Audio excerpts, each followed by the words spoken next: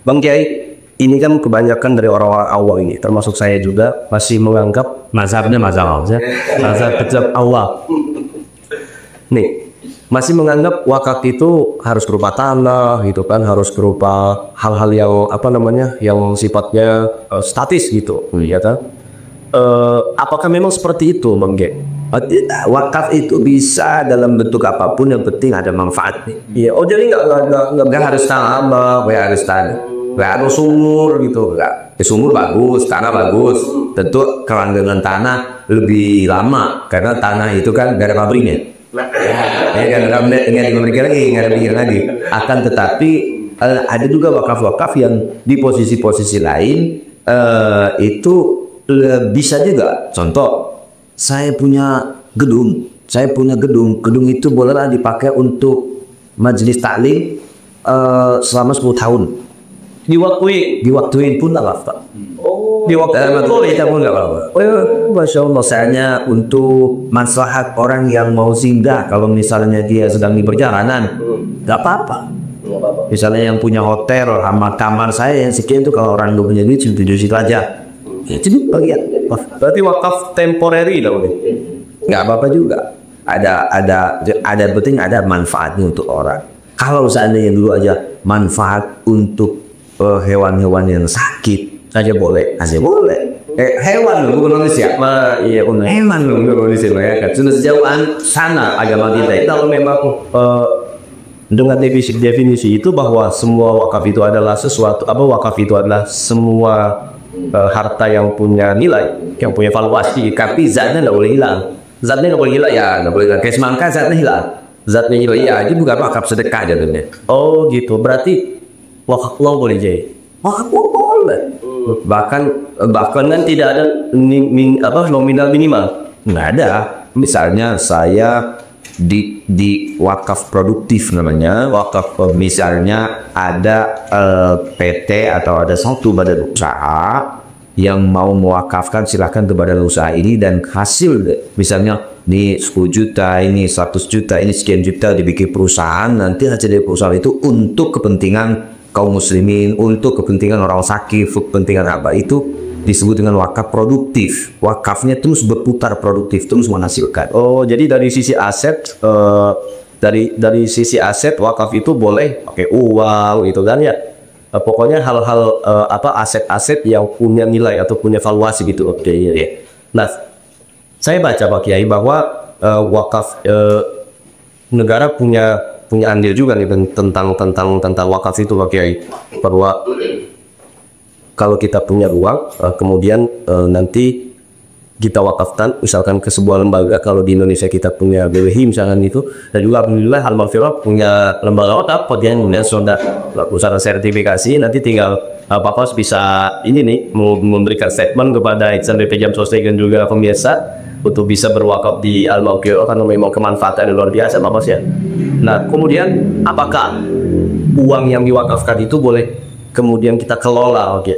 Boleh kita kelola untuk menjadi lebih luas kemanfaatan. Nah, disitulah disebut nanti ada nazir wakaf, orang yang diamanakan untuk mengurus wakaf. Nah, disitulah ada kriteria khusus. Seorang nazir wakaf memiliki kriteria khusus, siapa yang memilih dan bagaimana dia bisa jadi nazir wakaf, apa tugas-tugas dia, bagaimana pembatalan nazir dan segala macamnya. Itu disebut pengelola, disebut dengan nazir wakaf. Seperti pengurus masjid itu sebenarnya adalah bahasa fikihnya adalah nazir wakaf masjid.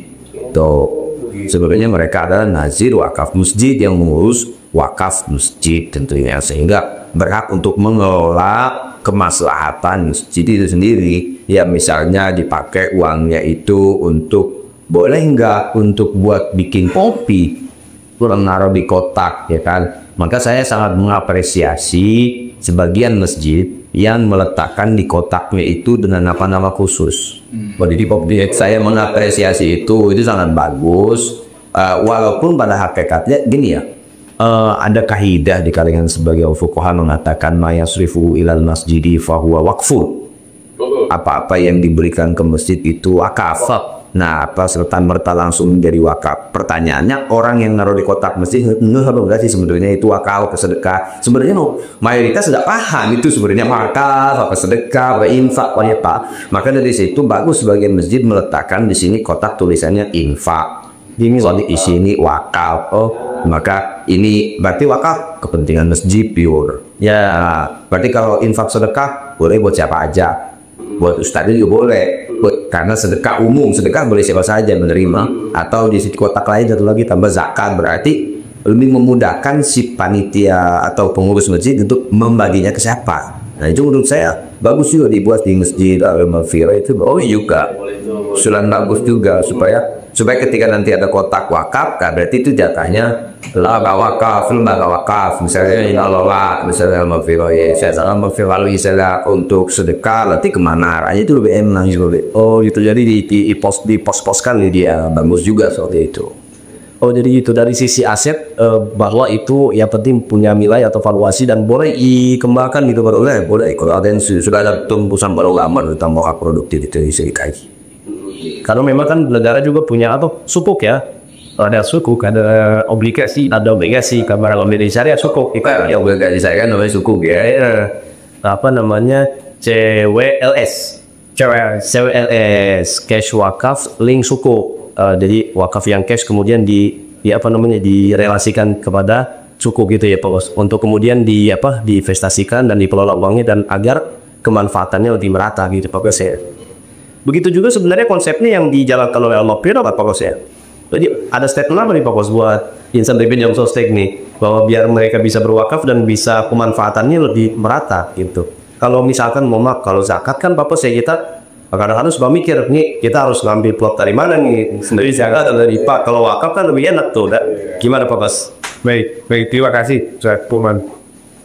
Ini insan Semacam dia kini satu program lain di Yayasan Al-Maghfirah, bahwa sejak November tahun 2023 Yayasan Al-Maghfirah itu sudah diberikan izin oleh Badan Wakaf Indonesia untuk mengoperasikan wakaf.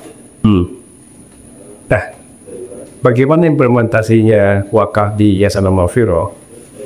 Alhamdulillah, sejak November 2003 tadi, kita sudah menggalang atau menampung wakaf uang para muwakif insan BPJS Tenaga cukup banyak juga insan-insan BPJS Tenaga yang menitipkan wakafnya kepada Al-Maghfirah, dan itu uang atau wakaf yang dititipkan ke Nazir ke kami sudah kami investasikan dalam bentuk investasi syariah. Alhamdulillah, alhamdulillah. Dan mohon doanya agar kita amanah. Amin ya Rabb. Dan kemudian yang lainnya adalah kita juga menggalau para wakif untuk mewakafkan 1-2 sumur di daerah yang tadi kita sebutkan di episode sebelumnya mengenai zakat di Nias ya, di Jakarta. Itu adalah bahwa kotas tadi wakaf para insan di desa kerjaan, para muwakif betul, dan itu sudah ada 2 sumur sudah kita resmikan bersama manajemen BPJS Tenaga. Dan yang menarik lagi Ustaz, walaupun kita belum pasif sekali di Al-Maghfirah terkait wakaf, beberapa bulan yang lalu kami pengurus Al-Maghfirah ada komunikasi atau ada seseorang bukan karyawan kita ingin mewakafkan sebidang tanahnya di satu daerah lah kayak. Ini menarik dan tantangan bagi kita, bagi para nazir, sehingga nantinya kita harus profesional dan kita lebih harus intern lagi. Kita harus resource-nya itu harus kita bedakan antara tadi Yayasan Al-Maghfirah yang belum wakaf dengan Al-Maghfirah yang wakaf. Kita harus intern lagi dan membenahi lagi manajemen wakaf tadi. Karena apa? Sudah banyak beberapa banyak juga orang-orang yang internal dia sama Viro, lihat dari internal ya bebek dia dan eksternal melihat bahwa tagline kita profesional, amanah, accountable itu lihat sudah mulai ada peningkatan secara signifikan sehingga sudah mau berani dan percaya kepada BPI selama Viro untuk menitikkan zakatnya, wakafnya, dan lain sebagainya.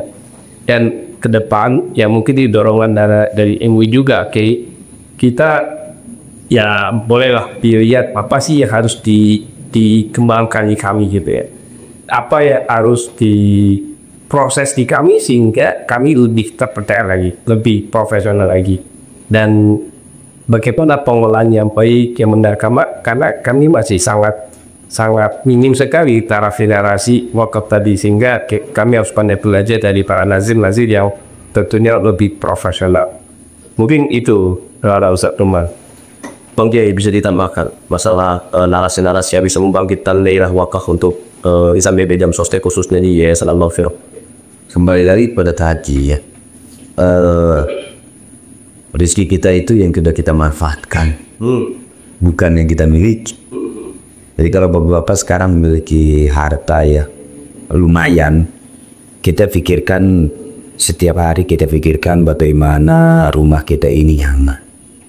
Kita cat dengan baik, kita berikan furnitur yang bagus, tempat tidur yang empuk, bahkan rela membeli sekarang kasur pala supaya pinggangnya nggak sakit, puluhan bahkan dengan ratusan juta saya lihat. Nah, itu padahal untuk tidur kita yang mungkin 10-20 tahun lagi.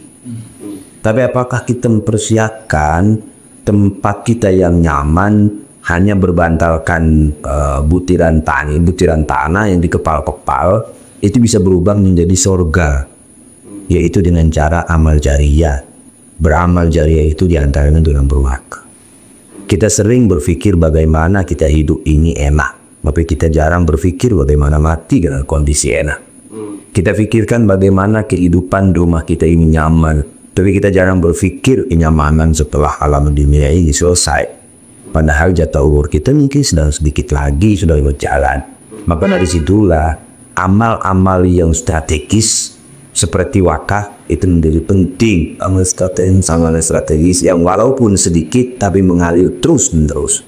Dan juga jangan hanya terkungkung wakaf itu hanya di porsi masjid, majelis taklim, madrasah. Tentu masjid itu pahalanya besar dan madrasah juga pahalanya besar, majelis taklim juga pahalanya besar.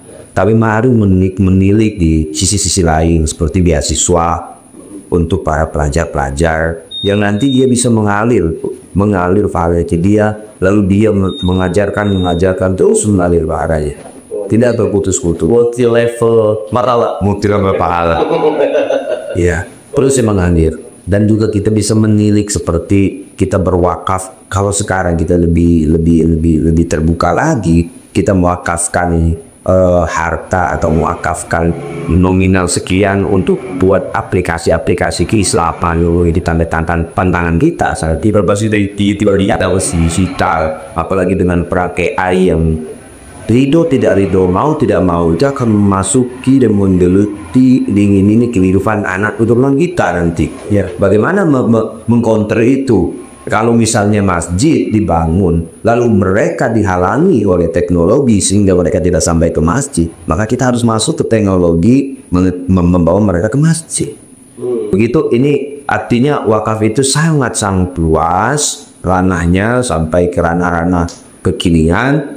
Maka dari itu peran-peran kita sebagai yang memiliki harta bukan mendiamkan harta kita saja untuk bersedekah yang temporary, tapi sedekah yang terus mengalir, yang terus ada ketika kita sudah di alam kubur, itu menjadi penting.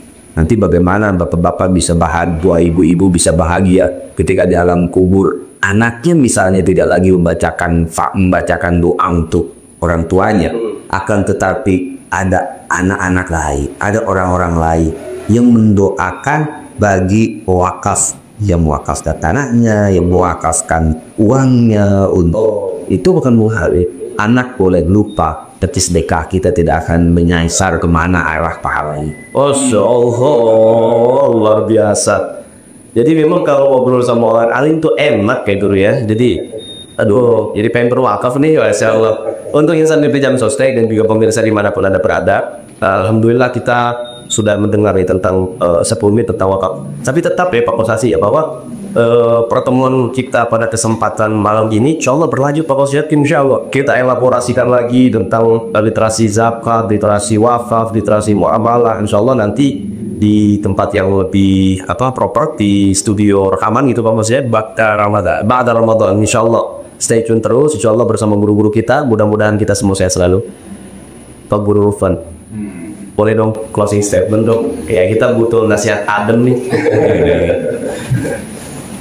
Para pemirsa insan BPJS Ketenagakerjaan, sudah banyak ilmu yang luar biasa, butiran-butiran tiara hikmah yang insya Allah dapat menginspirasi kita semua dari Tuan Guru kita Syekh Kiai Haji Auza'i Mahfuz. Mudah-mudahan beliau selalu sehat afiat ya Allah, diberikan kemudahan dalam setiap langkah perjuangan dakwahnya, dan senantiasa beliau menjadi inspirasi buat kita semua. Khususnya kajian yang kita sajikan pada kesempatan ini adalah kajian yang luar biasa, membuka wawasan kita, menambah khazanah keilmuan kita, bahwa selama ini sepengetahuan kita hanya berwakaf dalam skup yang mikro, padahal tidak seperti itu pemirsa. Wakaf itu luas, lagi-lagi perlunya kita mengaji. Jadi jangan sampai salah sasaran ketika kita berwakaf tapi tidak ada manfaatnya.